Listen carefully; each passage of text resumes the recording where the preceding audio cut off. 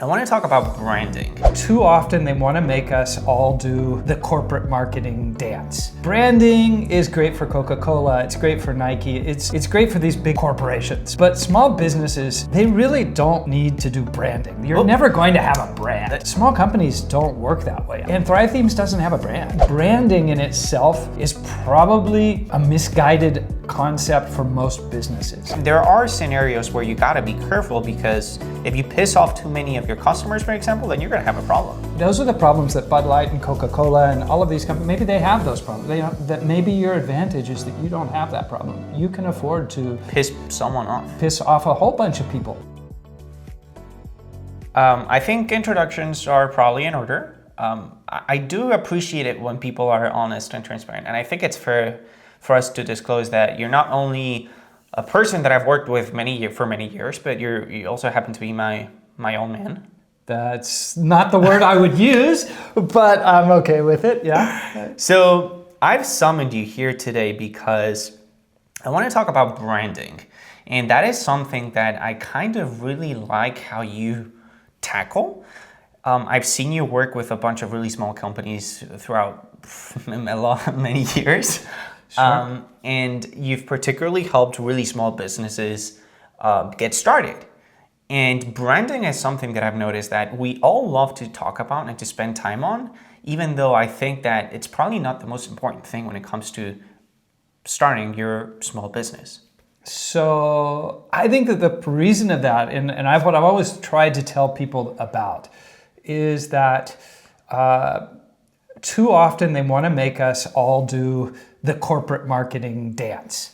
And branding is great for Coca-Cola, it's great for Nike, it's great for these big corporations. But small businesses, they really don't need to do branding. You're never going to have a brand. Let me cut you there. What is branding? How would you define branding? Because branding means, sure. If I say the word branding to you, what comes to your mind at first? So when you say branding, I think Coca-Cola, and I think the logo, and I think the colors, and I think about kids singing around a Christmas tree, and all of that warmth that you might feel towards a brand, a company. But that is something that big companies can do because they have big budgets, and they can do it over many, many years, and they can invest heavily in building that sort of artificial good feeling sort of thing. Small companies don't work that way. You're never going to build. Look, this is Thrive Themes podcast, and Thrive Themes doesn't have a brand. I mean, to be honest, if you talk to anybody on the street... I'm gonna fight back here. You go walk down the street in San Francisco or in Nebraska, in Omaha, Nebraska, and you say, "What do you think about Thrive Themes? Are you happy with them this Christmas season?" And they're gonna look at you, they're gonna say, "What?"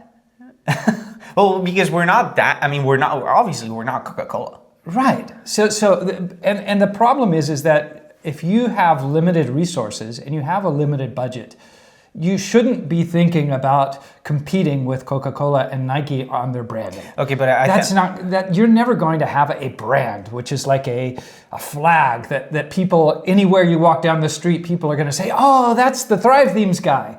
No, first of all, that you're just not at that scale, and it wouldn't make sense. Your grandma doesn't need a website. She doesn't care about WordPress.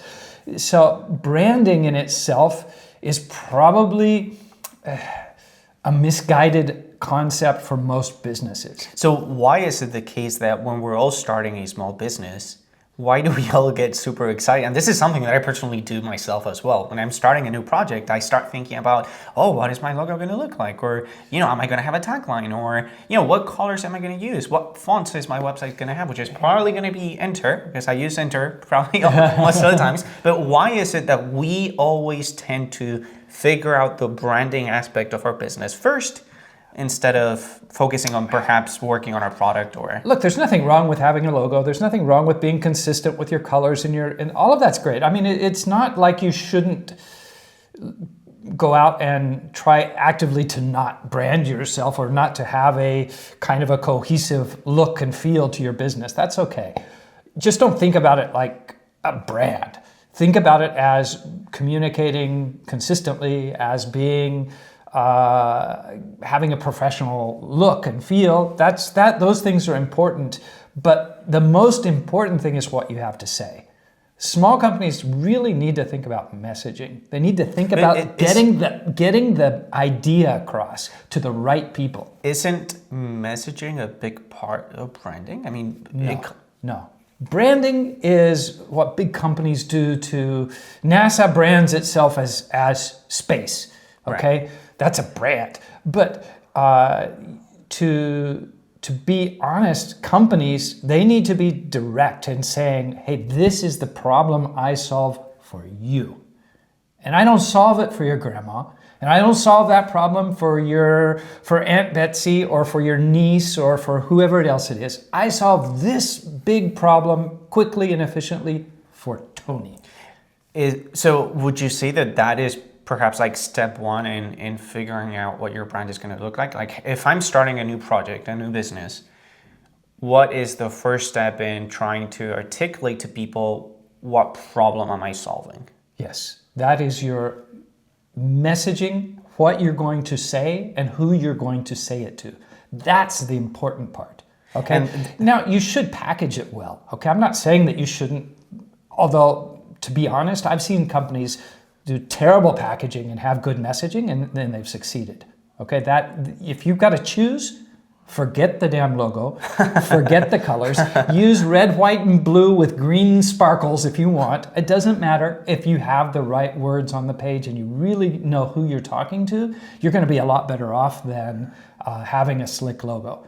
Now, if you can do both and not spend a lot of money, that's great. Do a good job. I was going to say, I would personally have a hard time buying anything from someone that makes use of red, green, and blue on their website at the same time. You'd be surprised. You'd be surprised if if you've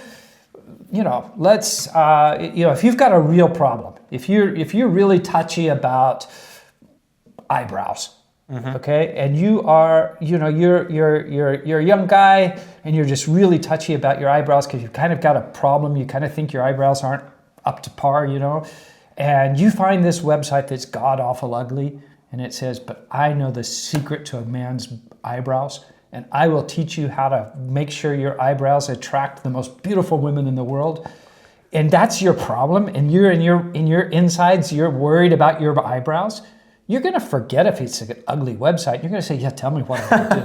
How do I fix my eyebrows, damn it?" And that's messaging.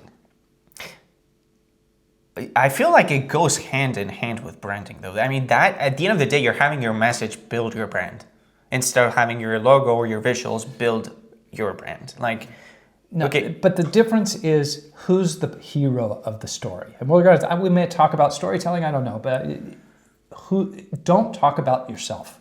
Branding is all about you. Okay, what do I look like? What sweater am I wearing? How did I comb my hair this morning? Okay, by the way, I didn't. That's all about me. And nobody gives a damn about me. They don't care. They're worried about them. Messaging is all about the other guy. So you're saying, hey, you're starting a new Thrive Themes website, screw the visual identity, focus on making sure that the person that lands on your site gets a crystal clear message of what problem you're going to help them solve.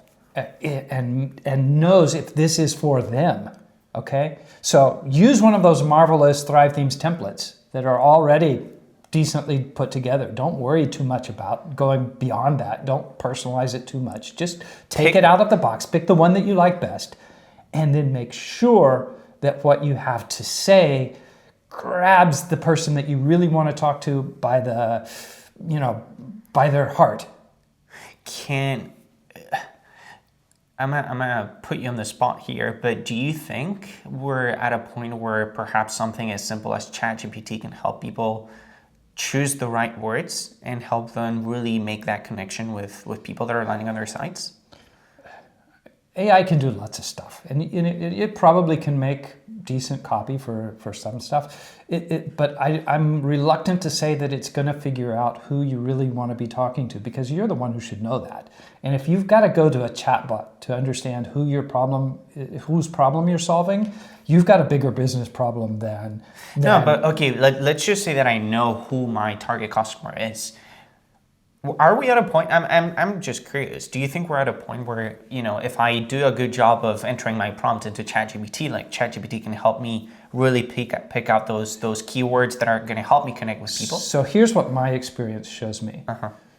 90% of the time when I sit down with an entrepreneur, they want to talk about their products. And they want to talk about what they've built. And they want to talk about their experience. And they want to talk about all of the cool features they've got on their roadmap. And they want to talk, and they live and breathe their products. And I almost always have to sit down and say, shut up, stop, nobody cares. It's not about your products. They don't care about your features. They don't care about your roadmap. They don't care about how many degrees you have or how many awards you've won. All of that is great for your ego. They want to they're worried about their eyebrows. They want to know what you can do for them, okay? So you said, oh, well, yeah, everybody knows who their target. Most people do not know who their target audience is. They think their product is so marvelous that it works for everybody. And they'll say, no, but this is great for big business owners and little business owners and for pizza shops and for hair salons and for yoga studios and it works for everybody. It's great. I've put in so many hours building this. It's awesome. And let me tell you, and the next version that's coming out is even better. And it's got, and you just stop. No, that doesn't work. If it works for pizza shop owners and for yoga studios and for big businesses, you've got a problem because you don't know who you're talking to. And nobody's going to care. And they're going to come to your website and they're going to say, oh, just another boring website. Bye. And it could be really pretty. And it could be really slick. And it could have a great logo and all of that. And it doesn't mean anything to them. People are looking for meaning. They're looking for connection. They're looking for you to solve their problems. And that is where it comes really. So once you understand the right questions to ask ChatGPT, you can probably get some good advice from ChatGPT. But if you're not asking it the right questions and you're saying, give me a list of bullet points, it's going to give you a generic sort of bland list of bullet points and it's not going to talk to anybody. Do you have any examples? And I know I'm putting you on the spot again, but can you think of any examples of small businesses that you've seen take that approach of, hey, we don't care too much about our logo. We don't care too much about the way we look on our site or anything else, but we're really good at, getting our message across and we're making sales, we're growing. So I mentioned story. Let me tell you a story, Tony. All right. Okay. Once upon a time, let's see. I got a phone call one morning. I was in Europe, in Spain, and I got a phone call from this little tiny doll-making company up in the mountains of the coastal region of Alicante in Spain. And they called me and they said, hey, we have a product we want to take to the US. And somebody said we should talk to you because you could help us. I said, okay, yeah. And so I made an appointment, went up. I drove up to the mountain there, went to their factory that day, sat down with them. And I said, well, what do you want to do? I said, well, we built this thing and we don't know. I think there's a market for it. What's the thing? Well, it was a doll. It was a doll. It was a doll. And, I was thinking, well, okay, another doll. I was going to say there's a lot of dolls. There's a lot of dolls, right? Yeah. And this is a company that had been making dolls for 85, 100, almost 100 years. So they're good manufacturers. But I wasn't really aware of what they wanted to do. So I said, well, what is it that you think you want to take to the US? And so they said, well, we had this project. This person came to us and she asked me a question. And she said, why do all of your dolls come with baby bottles? Mm-hmm. And we, of course, said, well, because little girls like to feed their babies. And that's how they play with the dolls. And I said, well, but that's not the right way. That's not the best way to feed a baby, right? And we need to, why are you teaching little girls to feed their babies with bottles when the healthy, most, natural way of doing it is to breastfeed your babies? And we started thinking about it, and they said, why don't you make a breastfeeding doll? And we thought about it, and we went and we hired a child psychologist, and we put together a team, and we did some market research, and we made the world's first breastfeeding baby doll. And you also opened a can of worms that the world wasn't ready for. That was part of the story, exactly, because they came to me and they said, but this is a unique product. I said, wow, that is a unique product. It is something that, it has a story behind it. And I thought a bit and I said, well, are you willing to go out on a limb? Are you willing to push the envelope and really, let us run with this concept to make it, take fire in the U.S.?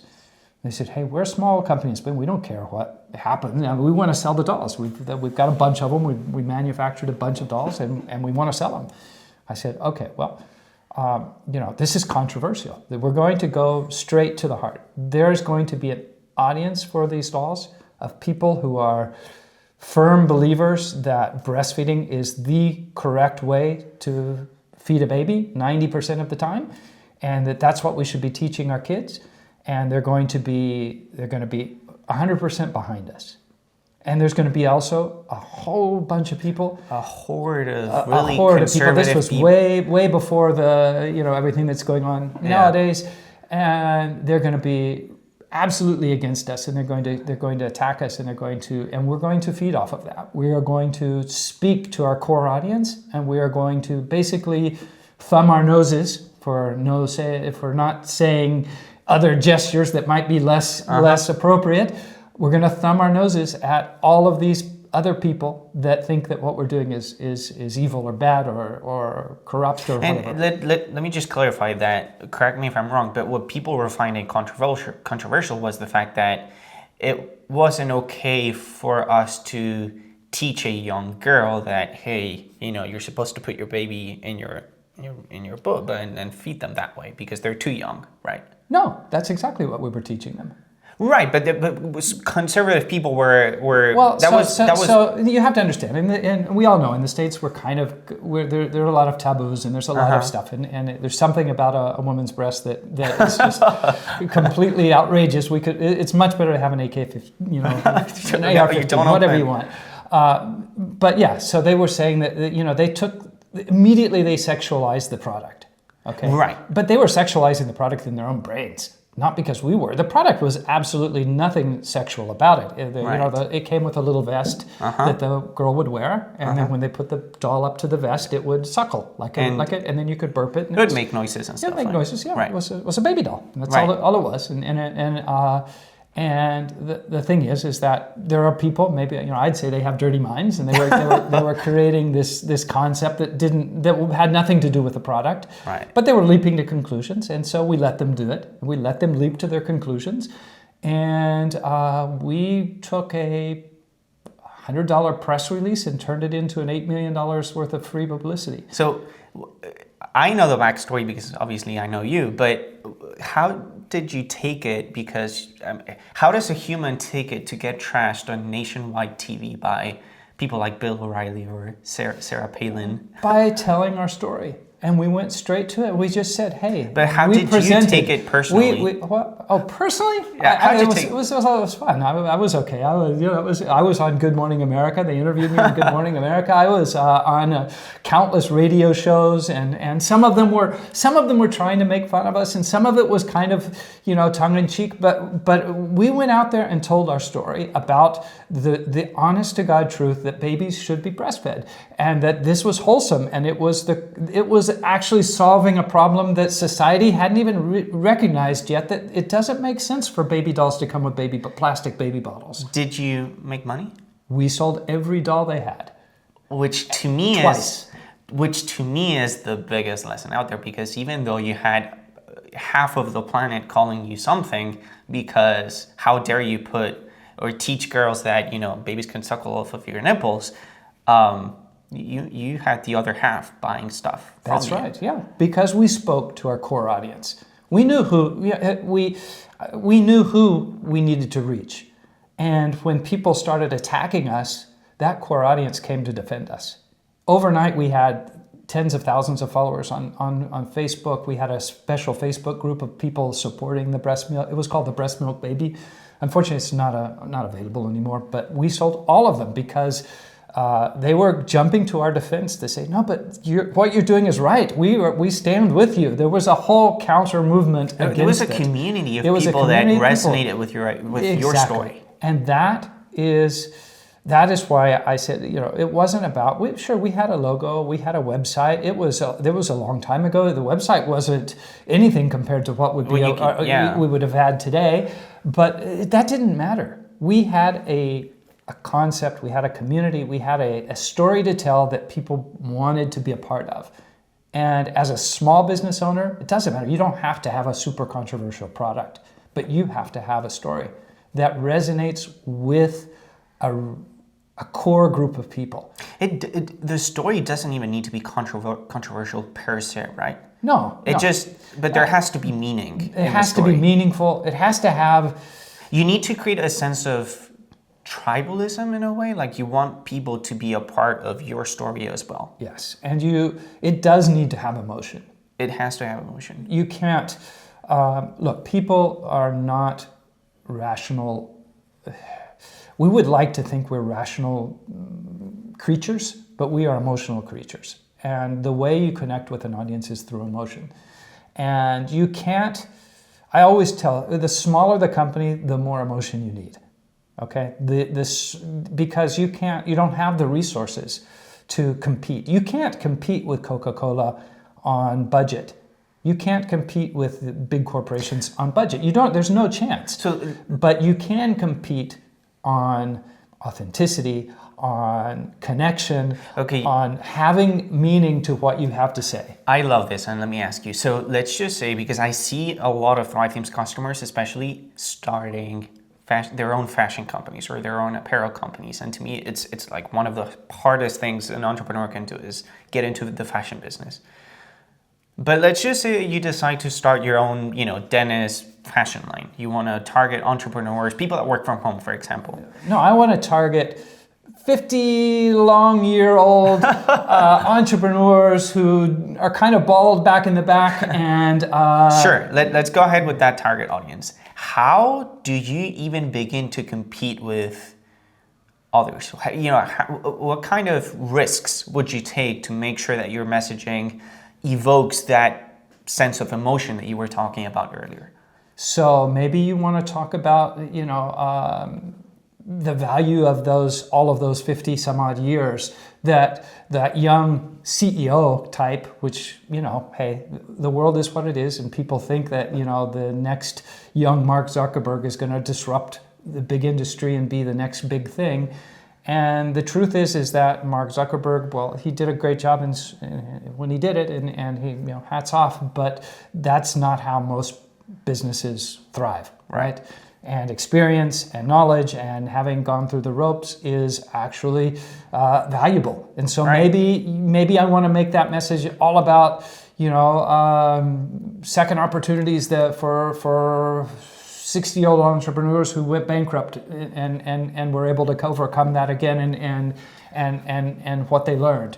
There are all sorts of ways of finding stories that resonate based off of who you really are. No, don't make up something false. It won't work. People will, they have BS detectors. People know when you're taking them for a ride. But really try to find something that actually means something to you, and then ask yourself, why does it mean something to me? And why is that important? Ask those why questions, and you'll find your story. Why do you think it's so hard for medium to big size companies to take the plunge and stop being so politically correct and speak? And I feel like a lot of them are afraid to take a stand because they don't want to piss anyone off. That's so true, and that is something that. But I can actually come up with examples of big companies, like I think it was Bud Light in the U.S. that took a stand on, I think it was like a trans person or something. Yeah, and then they backed down, I think. And they backed down because they took a massive. So there are scenarios where you got to be careful, because if you piss off too many of your customers, for example, then you're going to have a problem. But those are corporate problems. Okay. Those are problems that those are the problems that Bud Light and Coca-Cola and all of these companies, maybe they have those problems. That maybe your advantage is that you don't have that problem. You can afford to Piss someone off. piss off a whole bunch of people. Okay? As long as there's enough that are with you, you're going to have business. You're going to be okay. You're going to grow. When you get to the point that you can't continue growing because you've reached the limit, then maybe you need to have a different strategy. But you shouldn't start off with all the baggage in your head that the big companies may have to have, because you're losing the advantages of being small. Don't forget that being small is an advantage. And every day it's more of an advantage. Because you can say whatever you want. Because you can change your mind. Because you can pivot. Because you can go directly to, you're agile. You don't have to go through a committee to decide what your next campaign strategy is. You can just sit down and say, I'm going to do this, and you can go for it. And not just that, the infrastructure that small businesses have today, and I want us to talk a little bit about content as well and how it fits into branding, but the fact that you and I can sit down in a room and actually have our own recording gear and share our message. That couldn't, when I was starting out, there was nothing like that. The only way you could talk to people was to spend millions of dollars on TV. That was it. Yeah. There was no other way. You could put a glossy photo in a magazine. And there was no bi-directional communication. You couldn't hear back. There was no back and forth. It was only a broadcast media. So the infrastructure has gotten better, but now especially small businesses are fighting for attention, people's attention, right? It's really hard to get someone to listen to you, even if you put yourself out there. So let's talk a little bit about content and how it ties into branding. Stop talking about branding and start talking about meaning. Okay, let's just call it meaning then. How does a small business create content that is meaningful and that connects with people? Well, I think the key to that is not being boring. Okay, if you're just another guy on YouTube staring into the camera, talking and kind of, unless you've got a hypnotism business and you're trying to put people softly to sleep. No, you've got to say something that means something. You've got to have some guts. You've got to have some conviction to what you have to say. You have to believe what you're saying before anybody else is going to believe it. Right. And it has to be interesting enough for somebody to want to listen to it, because otherwise, why do it? We have enough boring, meaningless content out on the internet as it is. You're not going to get noticed. Nobody's going to care. How does one make a boring product or a boring business entertaining? So I think you make the boring business entertaining by how you make the content, how you structure it. What is the conversation? What story do you tell around it? So if you're a dentist, make your content all about smiles or all about Would you? I'm seeing so a lot of that's an interesting one. If you make it about smiles, for example, I'm throwing out a random example. Would you go out and ask people, just start asking people in the middle of the street, hey, can you give me a smile? And then rate them or something? Yeah, you could do that. Sure. Yeah, why not? You've got to make it something, and it has to be a little, maybe even weird or strange or. Look, here's the deal. If you don't have budget, you've got to substitute budget for something else. Ingenuity. At the very least, it has to be something that surprises me, that sparks my curiosity, that makes me laugh, that makes me smile, that makes me cry. You've got to have something else. And emotions don't cost money. Okay, and I'll tell you, big companies spend a lot of money trying to generate emotions. Look at Coca-Cola. Their Christmas commercials for the last 70 years have all gone around the ideas of coming home, of sharing, of creating that feeling of Christmas, right? Why did they spend all that money? Because they know emotion works. Okay, why does Sports Illustrated, why have they been doing swimsuit editions for who knows how many decades? Well, because they know that sells, right? That creates emotion in their audience, their target audience. So in this case, if you're small, you need that even more than anybody else. And you can't be boring. If you're boring and small, you don't exist. Okay? It's hard. I think it's hard for people to. I think people are really good at coming up with excuses as well. Because, Yeah. I mean, let's face it. It's hard, for example. Okay, here I'm going off of a tangent here really quick, but is it almost inevitable to have to get on camera if you're a small business owner? Because can you be engaging without creating video, for example? Can you be engaging via email? Can you be engaging via Oh, you can be blog engaging posts? any way you want, okay? Some media may be more, it may be easier to express emotion, but man, I've written emails in my career that people have sent me back letters saying, I couldn't believe that. That was the best email I ever read. Okay, so you can definitely spark emotion in an email. And people have asked, is email dead? No, good email is not dead. Boring email has never been alive. Boring anything seems to be dead. Yeah, but it's never been a thing. I mean, who sits down and says, I'm going to see if I can write the most boring email today? but that's what we do.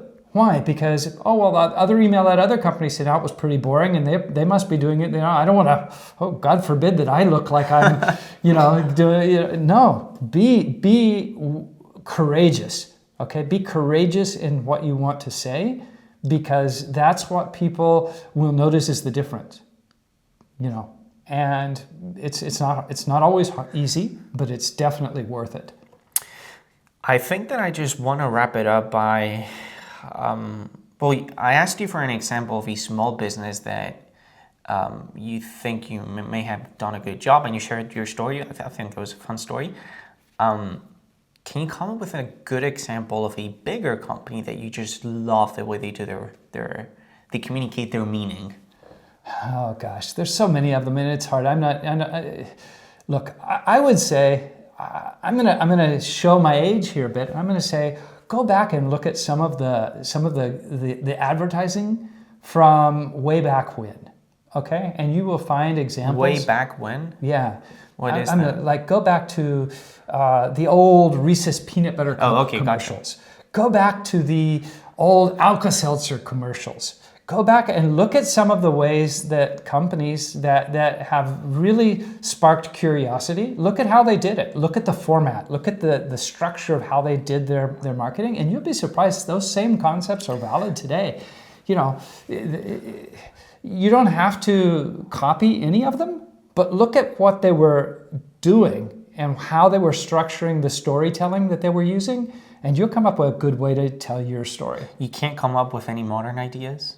Is there like a company today that you're really looking forward to in terms of, I can't wait for them to put out their next keynote event, or their next email, or their next article or YouTube video? Like, I'll share one with you. Mm-hmm. I really like the way Arc Browser does their marketing, their videos, it's a boring company if you think about it. I mean, these guys are building a web browser, right? But they're really smart at making videos interesting, and how they share, the problems that they're encountering when building. And they communicate a vision for that they're trying to do something that goes against the grain of what everybody else has done. Right. And to be honest, they're repackaging the Chromium engine. It's literally just Chrome packaged into a different way, yeah. and it works better, and it actually.